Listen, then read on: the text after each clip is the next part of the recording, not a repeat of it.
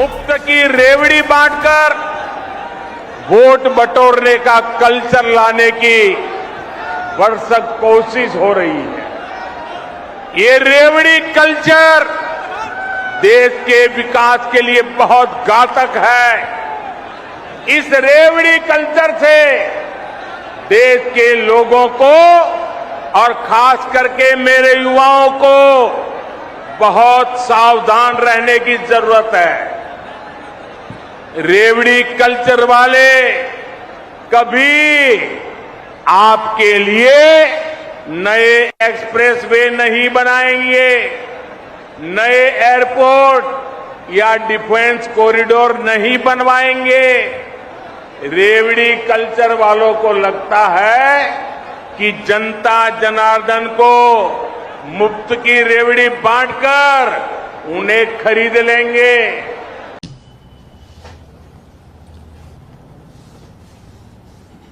शुरू करें। सभी पत्रकार बंधुओं को नमस्कार।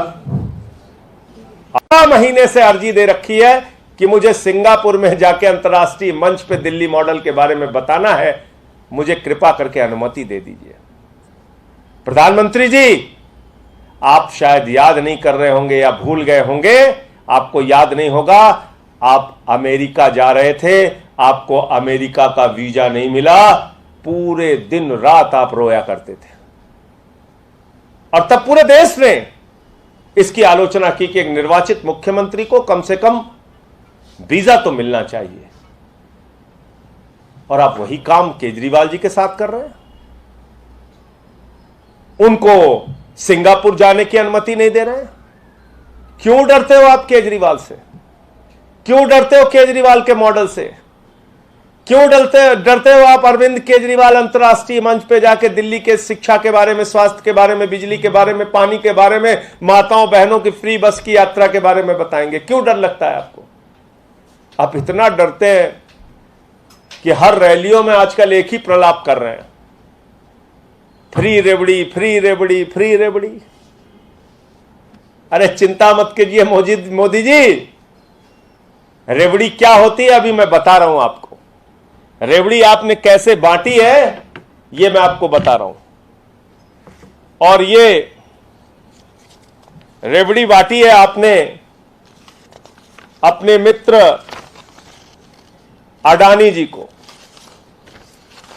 72,000 करोड़ रुपए का लोन माफ करके आपने अपने मित्र अडानी जी को रेवड़ी बांटी है। 72,000 करोड़ रुपए का लोन माफ करके 72,000 करोड़ का लोन माफ करके आपने अपने मित्र अडानी को एक रेवड़ी बांटी। उसके बाद आपने एक आरटीआई के जरिए आपकी सरकार ने जानकारी दी है, मेरी जानकारी नहीं है। ये एक शख्स है, उन्होंने सरकार से पूछा, जिनका नाम है प्रफुल्ल सारदा जी।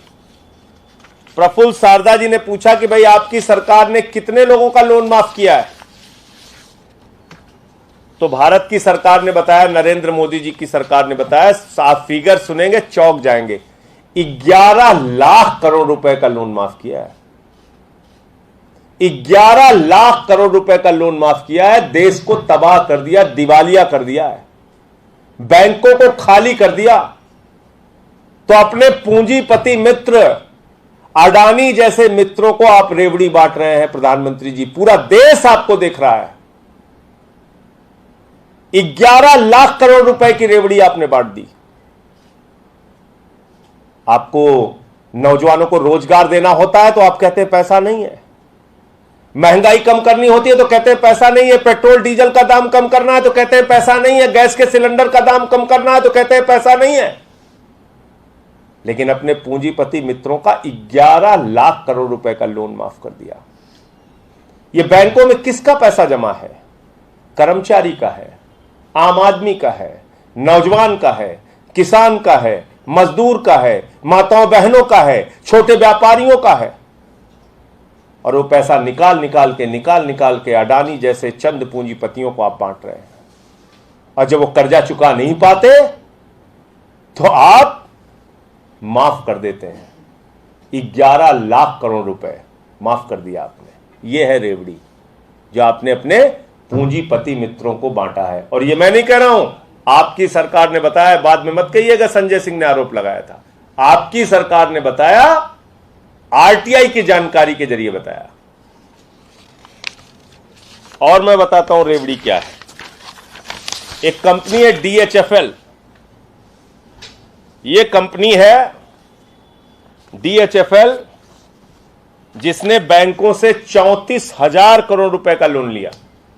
वो फिगर बाद में और निकल के आया, कुछ उसमें और बढ़ा है, 42,000 करोड़ रुपए का फिगर आया है। 17 बैंकों से पैसा लिया DHFL ने, 17 बैंकों से पैसा लिया,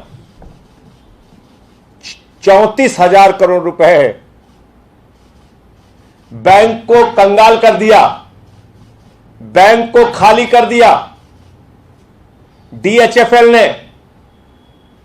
और बाद में जब उसकी पड़ताल की गई कि भाई ये DHFL कौन है, ईडी ने इस पे कोई कार्रवाई क्यों नहीं की, सीबीआई ने इस पे कोई कार्रवाई क्यों नहीं की, तो पता चला ये तो भाजपा वालों के दोस्त हैं। 27 करोड़ रुपए चंदा दिया है भारतीय जनता पार्टी को। देश की सबसे बड़ी पार्टी, दुनिया की सबसे बड़ी पार्टी का दावा करने वाली, अपने आप को दावा करने वाली भारतीय जनता पार्टी को DHFL ने 27 करोड़ रुपए का चंदा दिया है। और उसके बदले में नरेंद्र मोदी जी की सरकार ने 34,000 करोड़ रुपए बैंकों का लुटवा दिया। इस कंपनी से कहा डाका डाल के लूट लो, लुटवा दिया 17 बैंकों का। तो नरेंद्र मोदी जी, इसको कहते हैं रेवड़ी, इसको कहते हैं लेन देन, इसको कहते हैं एक हाथ ले दूसरे हाथ दे। एक हाथ से 27 करोड़ का चंदा लिया भाजपाइयों ने और दूसरे हाथ से कहा बैंकों को लूट डालो, 34,000 करोड़ रुपए लूट लिया। और रेवड़ी बताता हूं, अडानी, इनको तो आपने देखा होगा, किसी भी एयरपोर्ट पे जाइए, पहले लिखा रहता था भारत सरकार का एयरपोर्ट, अब लिखा रहता है अडानी का एयरपोर्ट। लखनऊ में उतरिए अडानी का एयरपोर्ट, किसी भी एयरपोर्ट में उतरिए अडानी का एयरपोर्ट। पिछले दिनों जयपुर गया, अडानी का एयरपोर्ट, जोधपुर गया, अडानी का एयरपोर्ट। तो ये अडानी को एयरपोर्ट दिया नरेंद्र मोदी जी ने, औने पौने दामों में एयरपोर्ट की महंगी जमीनें दे डाली। सुनिए किसको रेवड़ी, इस देश की जनता को पता चलना चाहिए किसको रेवड़ी बांट रहे हैं मोदी जी।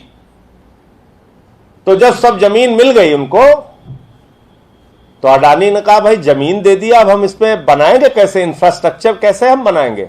बोले चिंता मत करो, हम लोन दिला रहे तुम्हें, हम गारंटी लेंगे तुम्हारी। 12,000 करोड़ रुपए, 12,000 करोड़ रुपए का SBI से लोन दिला रहा। SBI ने गारंटी ली, अगर ये नहीं चुकाएंगे हम चुकाएंगे हुजूर, चिंता मत करना। 12,000 करोड़ रुपए SBI की गारंटी पे लोन दिलाया। ये हो रहा है इस देश के अंदर। और आगे रेवड़ी बताता हूं मैं। आज मैंने सर्वदलीय बैठक में यह मुद्दा भी उठाया। मैंने कहा भाई इंडिया का कोयला राज्य सरकारों की बिजली कंपनी को, जहां पर थर्मल पावर प्लांट है या केंद्र सरकार के थर्मल पावर प्लांट जहां पर है, इंडिया का कोयला उनको मिलता है 3,000 रुपए प्रति टन। 7 दिसंबर 2021 को मोदी जी की सरकार मीटिंग करती है राज्य सरकारों के साथ और कहती है आपको 10% कोयला विदेशों से खरीदना पड़ेगा।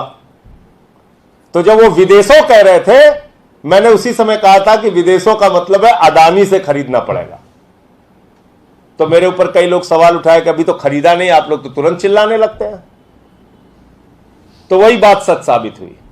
राज्य सरकारों से कहा कि 10% कोयला आपको जबरन खरीदना ही पड़ेगा, नहीं खरीदोगे तो तुम्हारे यहां कोयला भेजना केंद्र सरकार बंद कर देगी। और आपको याद होगा कि 2 महीने पहले हल्ला मचाया गया, कोयले का संकट, कोयले का संकट, कोयले का संकट। यह है कोयले का संकट। पता कर लीजिएगा, आप सब बुद्धिजीवी पत्रकार हैं।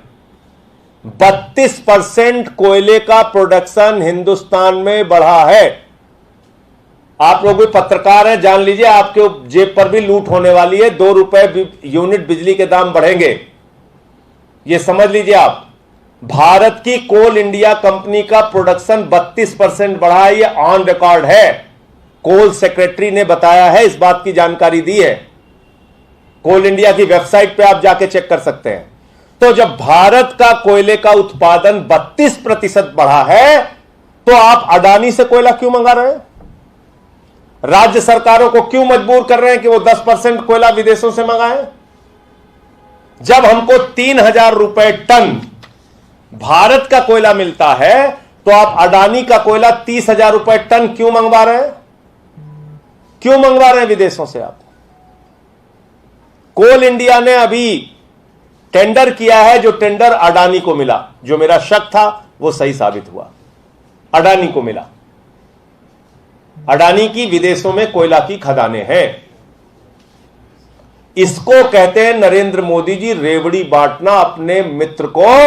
आपने 3,000 टन कोयले की जगह 30,000 रुपए टन भारत के राज्य सरकारों से दिलवाने की योजना बनवा दी। इसको कहते हैं रेवड़ी।